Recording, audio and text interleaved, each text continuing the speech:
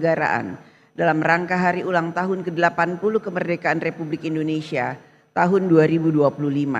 Selanjutnya, marilah kita dengarkan persembahan lagu-lagu daerah oleh Orkestra Simfoni Praditya Wiratama Universitas Pertahanan Republik Indonesia.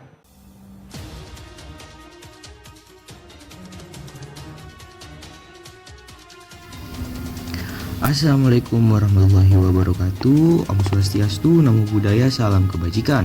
Selamat datang di channel Titik Temu, channel yang membahas peristiwa atau tragedi dari sudut pandang yang berbeda dengan tujuan menemukan titik temu pada akar permasalahannya. Pada video kali ini kita akan membahas tentang mengapa anggota Dewan Perwakilan Rakyat banyak yang mengundurkan diri. Untuk teman-teman yang baru bergabung, jangan lupa untuk tekan tombol like dan subscribe-nya. Saya ucapkan terima kasih. Tidak usah menunggu lama lagi, mari langsung saja kita masuk dalam topik pembahasannya.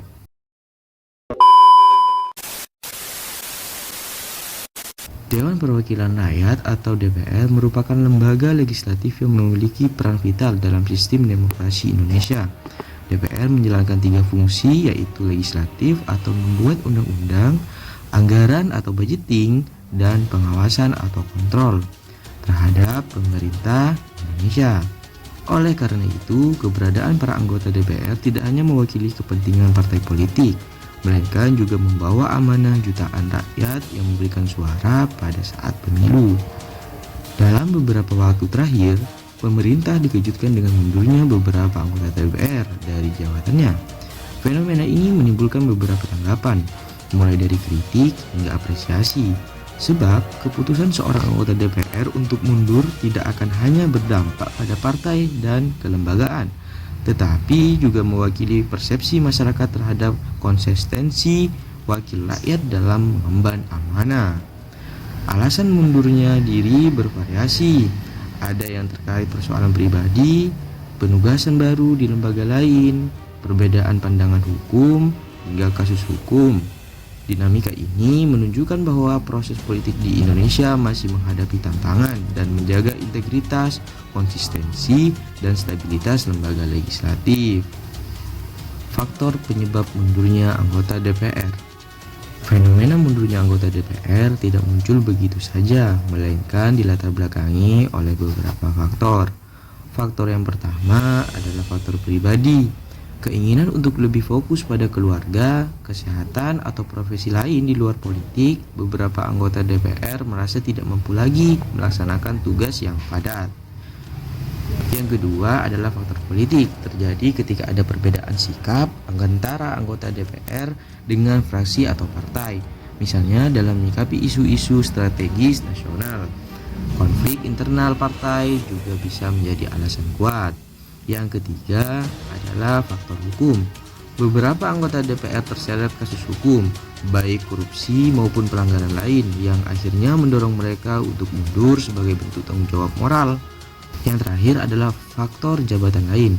Ada pula anggota DPR yang mundur karena diangkat menjadi pejabat eksekutif komisaris atau badan usaha milik negara, atau posisi lain yang dinilai lebih strategis.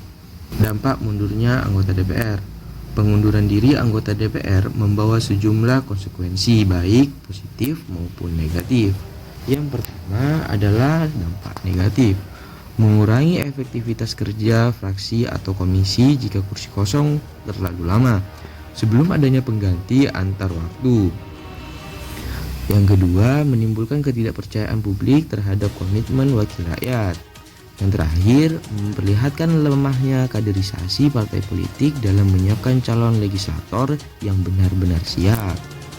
Dampak positif, jika dilakukan karena alasan moral, misalnya terjerat kasus atau konflik kepentingan, maka mundur dari anggota DPR dapat dipandang sebagai langkah etis.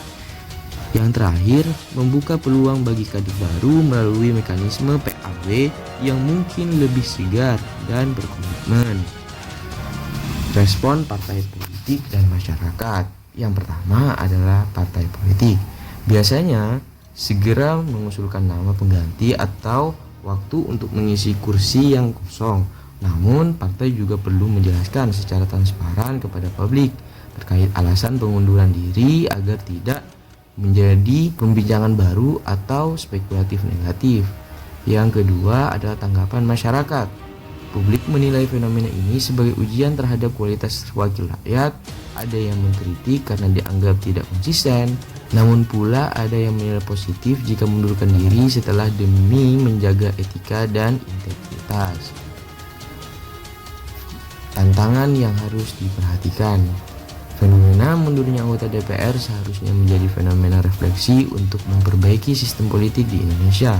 Beberapa tantangan yang perlu diatasi antara lain: kualitas kaderisasi partai harus menyiapkan kader yang benar-benar siap secara mental, moral, dan intelektual untuk mengemban tugas sebagai legislator. Integritas wakil rakyat. DPR harus menegakkan standar etika tinggi agar tidak terjadi lagi pengunduran diri karena kasus hukum. Yang terakhir adalah komunikasi dengan publik. Transparansi sangat penting untuk menjaga kepercayaan rakyat. Mundurnya beberapa anggota DPR akhir-akhir ini mencerminkan adanya dinamika sekaligus problematika dalam sistem politik Indonesia.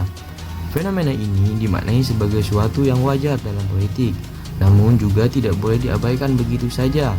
Di satu sisi, pengunduran diri dapat menunjukkan sikap tanggung jawab ketika seseorang atau anggota merasa tidak lagi mampu atau layak menjalankan amanah.